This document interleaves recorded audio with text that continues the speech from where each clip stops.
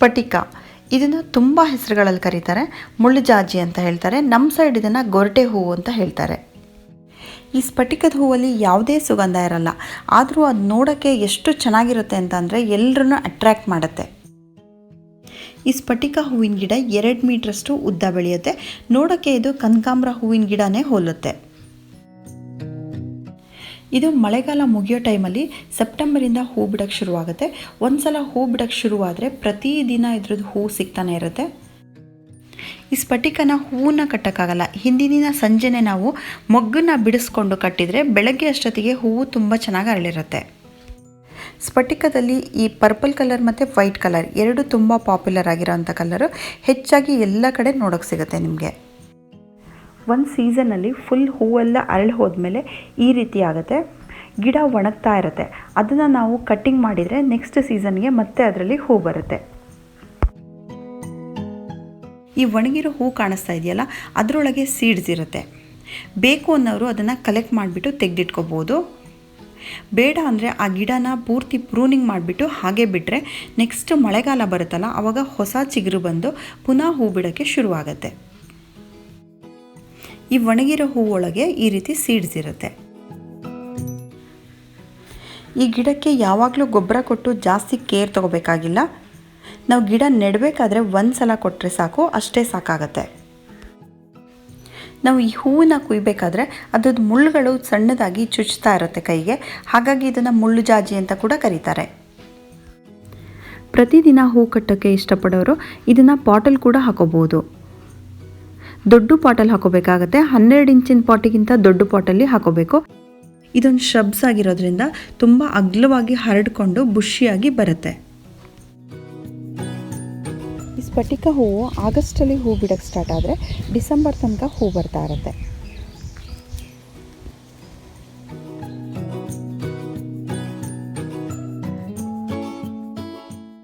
ಇವತ್ತಿನ ವಿಡಿಯೋದಲ್ಲಿ ಇನ್ನೂ ಒಂದು ಹೂವಿನ ಬಗ್ಗೆ ಹೇಳ್ತೀನಿ. ಇದ್ರ ಹೆಸರು ಹೈಡ್ರಾಂಜಿಯಾ ಅಂತ. ಕನ್ನಡದಲ್ಲಿ ಅದಕ್ಕೆ ಯಾವುದೇ ಹೆಸರಿಲ್ಲ, ಮಂತ್ಲಿ ಫ್ಲವರ್ ಅಂತ ಕರೀತಾರೆ. ಸಣ್ಣ ಸಣ್ಣ ಹೂಗಳೆಲ್ಲ ಒಟ್ಟಿಗೆ ಸೇರಿ ಒಂದು ಗೊಂಚಲಿದ್ದಂಗೆ ಇರುತ್ತೆ.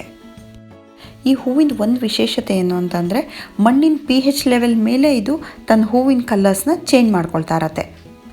ಮಣ್ಣಿನ pH ಲೆವೆಲು 5.5ಗಿಂತ ಕಡಿಮೆ ಇದ್ದರೆ ಮಣ್ಣು ಅಸಿಡಿಕ್ ಆಗಿದ್ದರೆ ಈ ಕಲರ್ ಬರುತ್ತೆ, ಬ್ಲೂ ಕಲರಲ್ಲಿರುತ್ತೆ.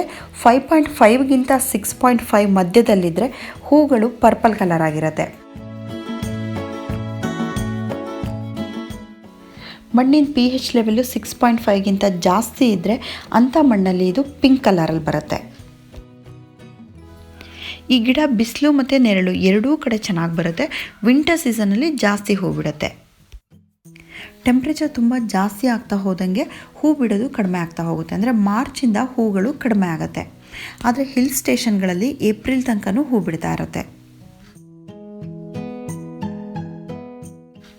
ಈ ಗಿಡದ ಒಂದು ಸ್ಪೆಷಾಲಿಟಿ ಏನು ಅಂತಂದರೆ ಅದರಲ್ಲಿ ಎಷ್ಟು ರೆಂಬೆಗಳು ಹೋಗಿರುತ್ತೆ ಆ ರೆಂಬೆಗಳಿಂದನೇ ಹೂ ಬರುತ್ತೆ.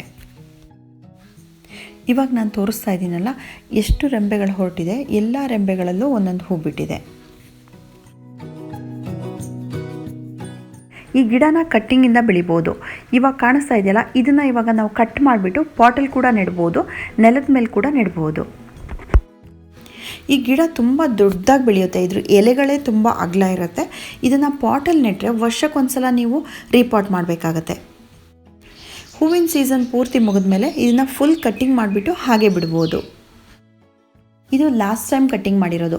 ಮಧ್ಯದಲ್ಲಿ ಕಾಣಿಸ್ತಾ ಇದೆಯಲ್ಲ, ಅಲ್ಲಿ ನಾನು ಕಟ್ಟಿಂಗ್ ಮಾಡಿದ್ದು. ಅದ್ರ ಪಕ್ಕದಲ್ಲಿ 2 ಶೂಟ್ಸ್ ಬಂದಿದೆ ಇವಾಗ ಹೊಸದಾಗಿ. ಪಾಟಲ್ಲಿ ಇದನ್ನು ಬೆಳೆಸೋರು ಈ ರೀತಿ ಫುಲ್ ಗಿಡನ ಕಟ್ಟಿಂಗ್ ಮಾಡಿಬಿಟ್ಟು ನೆರಳಲ್ಲಿ ಇಟ್ಬಿಟ್ಟು ಮತ್ತು ಸೀಸನ್ ಬಂದಾಗ ಹೊರಗಡೆ ತೆಗೆದಿಡ್ಬೋದು. ಈ ಗಿಡಕ್ಕೆ ನಾವು ಬೇರೆ ಸೀಸನ್ ಫ್ಲವರ್ ಗಿಡಗಳಿಗೆ ಹೇಗೆ ಕೇರ್ ತೊಗೊಳ್ತೀವಿ ಅದೇ ರೀತಿ ತೊಗೊಳ್ಳೋದು. ನೀರು ಹಾಕಬೇಕಾದ್ರೆ ಮಣ್ಣು ಡ್ರೈ ಆಗಿದ್ದರೆ ಮಾತ್ರ ನೀರು ಹಾಕೋದು. ಅರಳು ಹೋಗಿರೋ ಸ್ಪೆಂಟ್ ಫ್ಲವರ್ಸ್ನೆಲ್ಲ ಕಟ್ ಮಾಡಿಬಿಟ್ಟು ತೆಗಿತಾ ಇರಬೇಕು. ಹೂ ಜಾಸ್ತಿ ಬಿಡೋದಕ್ಕೆ ಫಾಸ್ಫರಸ್ ಇರೋವಂಥ ಕಾಂಪೋಸ್ಟ್ನೇ ಹಾಕ್ತಾ ಇರಬೇಕು. DAPನ ಲಿಕ್ವಿಡ್ ಮಾಡಿಬಿಟ್ಟು ಹಾಕ್ಬೋದು ಅಥವಾ ಬೋನ್ ಮೀಲ್ನ ಕೊಡ್ಬೋದು. ಇದಕ್ಕೆ ಪೆಸ್ಟ್ ಅಟ್ಯಾಕ್ ಆಗೋದು ತುಂಬ ಕಡಿಮೆ. ಹಾಗೇನಾದರೂ ಆದರೆ ನೀಮ್ ಆಯಿಲ್ನ ಸ್ಪ್ರೇ ಮಾಡಿದರೆ ಸಾಕು.